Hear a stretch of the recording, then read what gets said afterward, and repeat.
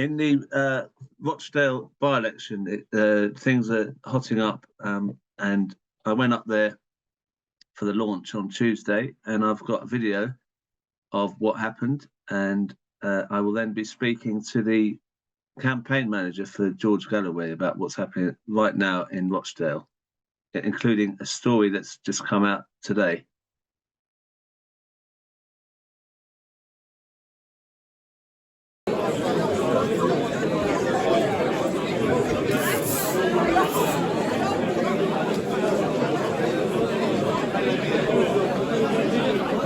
I've served as election agent to over 100 candidates of varying colours in my time. I know a thing or two about a political campaign, and let me say the bookies aren't wrong when they say it's 2 to 1. It's not as good a price as 16 to 1, which is the odds I got last Saturday, but it's still, dare I say, a very good price. What's your impression of this launch as compared with any previous campaigns you've been on? This launch, I think, is absolutely fantastic. As you can see, the sheer scale of it, and the numbers, and just professionality of it. Just something else. It's not about just shaping history, it's about making history in Rochdale. We've watched for too long politicians who've made promises, who've told us lies, and in fact it's criminal to see now, and I use that word criminal, to see that we have a Labour government that has been supported so much by the Muslim community and not heard. And this is what we're about, and this is why we're here. The by-election was not chosen by me, but I have a duty and a responsibility to give voice to the thousands, I believe tens of thousands of people who want to have their say on what's happening in Gaza. I have been fighting the Palestinian cause for more than 50 years. That is the entire lifetime of at least half, maybe 3/4 of the people in this hall. And the only person we're here to vote for is George Galloway. He's been campaigning for us for over 50 years, before any of us were born, before our dads were around. So that's why we're all going to be together as a community supporting for George Galloway, and hopefully make the right steps in order to stop that genocide that's going on in different countries. George Galloway all the way. Vote for George Galloway. It's easy to say that they're abstaining, they moved towards calling for a ceasefire, but they didn't have. A lot of people have stepped down from the Labour Party, haven't they? But they chose not to for their own political reasons. I was one of the leading figures in the movement against the war in Iraq. They called me Saddam's friend. And people said to me, why didn't you keep your opposition to Tony Blair and the Iraq war down a bit? Turn the gas down a bit on it. And if you do, if I had, I might still be a Labour MP. I might have been on the front bench.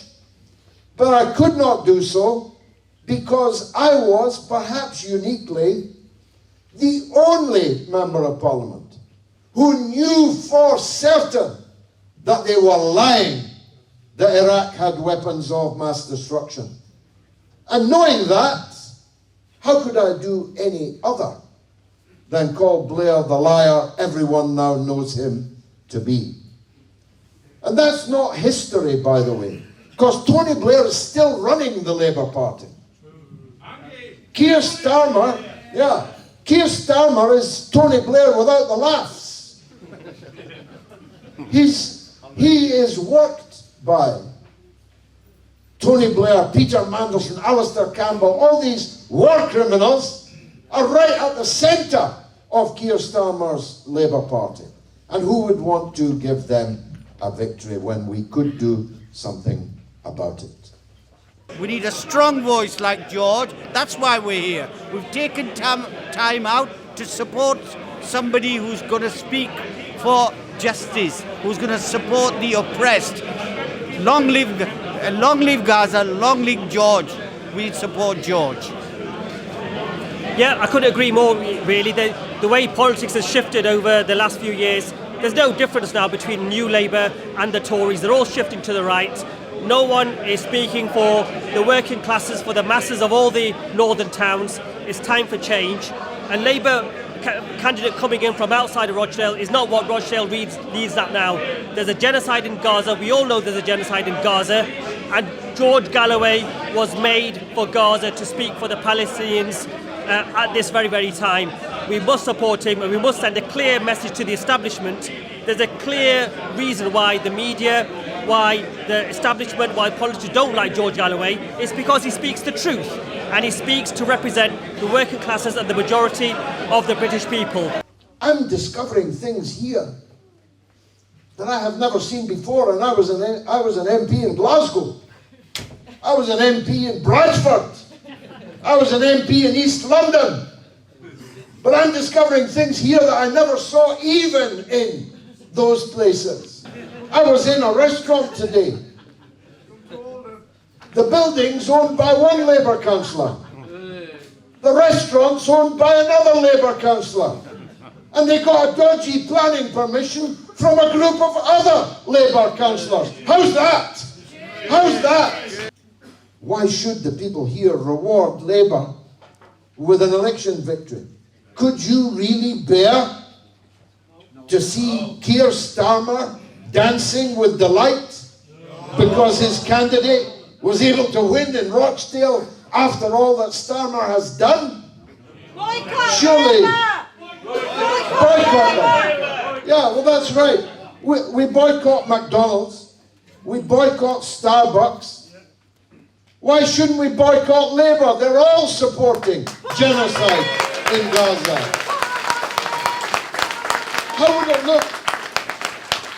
How would it look to your children, your grandchildren? How would it look to the people in Pakistan, in Kashmir? How would it look to the people in Gaza that we had a chance here to punish the genocide enablers, collaborators, but we didn't take it?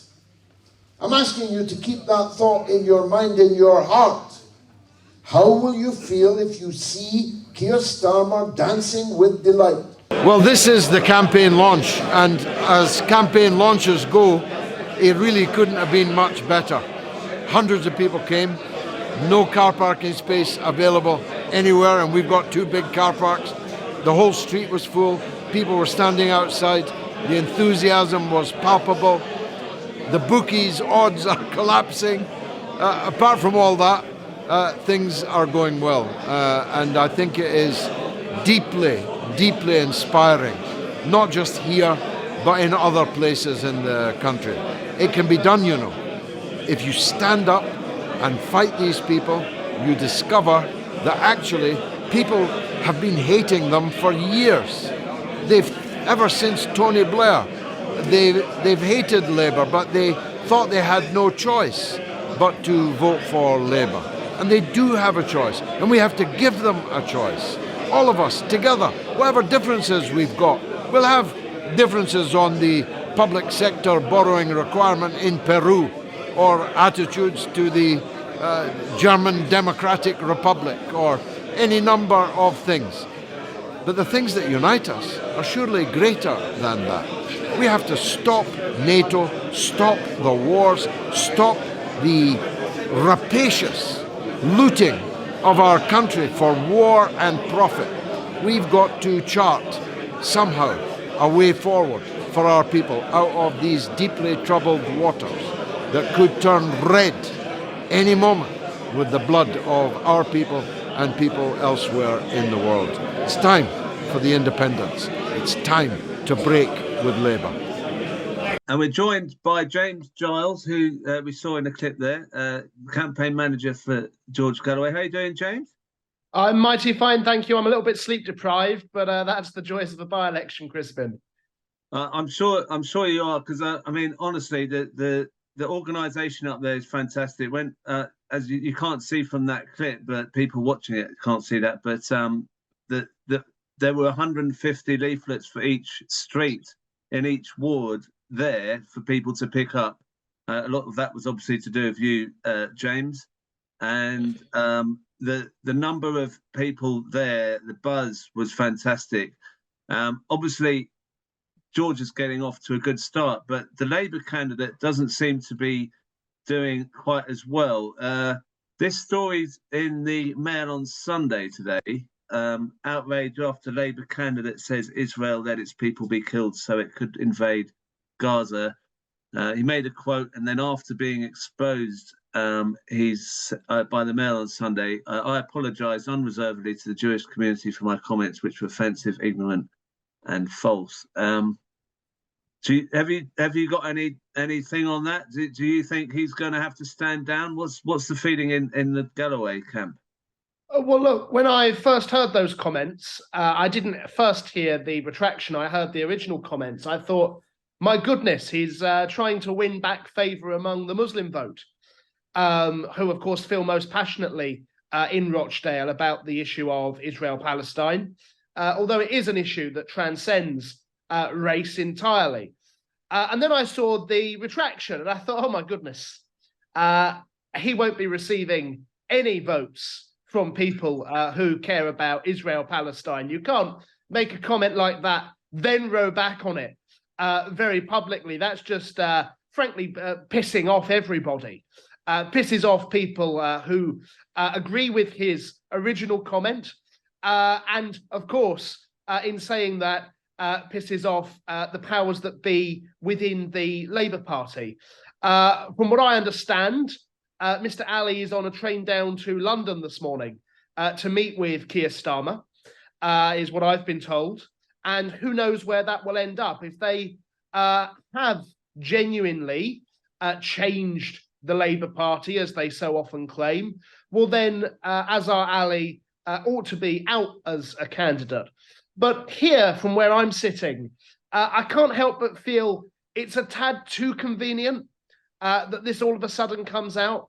You know, Azhar Ali has stopped canvassing in Muslim areas because he just gets door slammed in his face. Every door slammed in his face. And so, you know, Galloway is on course to win here in Rochdale. And in a free and fair fight, it would be doubly damaging for Labour to lose to George Galloway.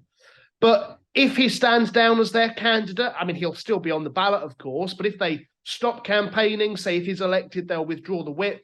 Well, then when Galloway wins, at least they've got the excuse of, well, he was a bit of a dodgy candidate. You know, we didn't actually fight it. We'll win it back, though.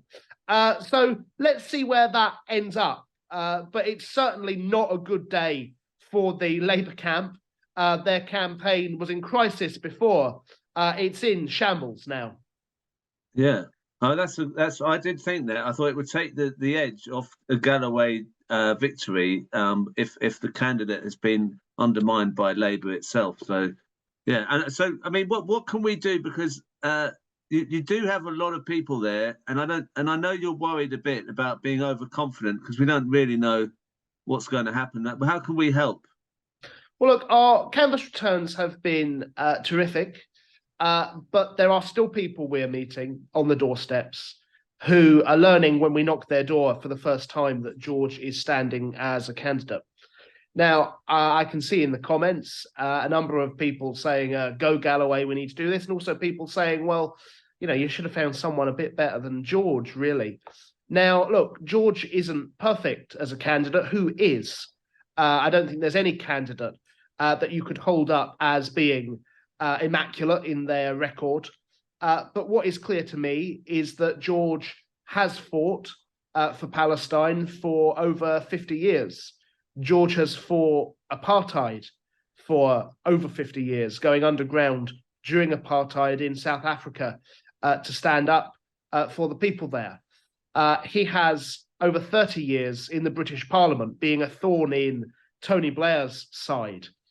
And if we want to revive the left in Britain, it starts here in Rochdale. A loss for Labour sends a huge message, an earthquake, that independents or people outside of the bubble can win. And if it starts here in Rochdale, there will be others across the country who will have the confidence to stand up. It will be seismic. And I think we could see very many left-wingers elected at the next election.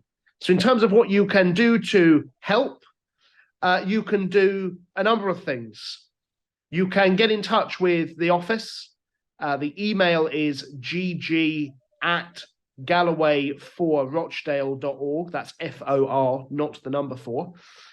You can call the office, phone number available, certainly on George's Twitter. I don't have it to hand. If you're not local, because we have telephone canvassing that will be going on, so you can ring from anywhere in the country. If you're local or slightly more local, please stop by headquarters. We're based on Crawford Street in Rochdale, next door to the Rochdale Suzuki garage.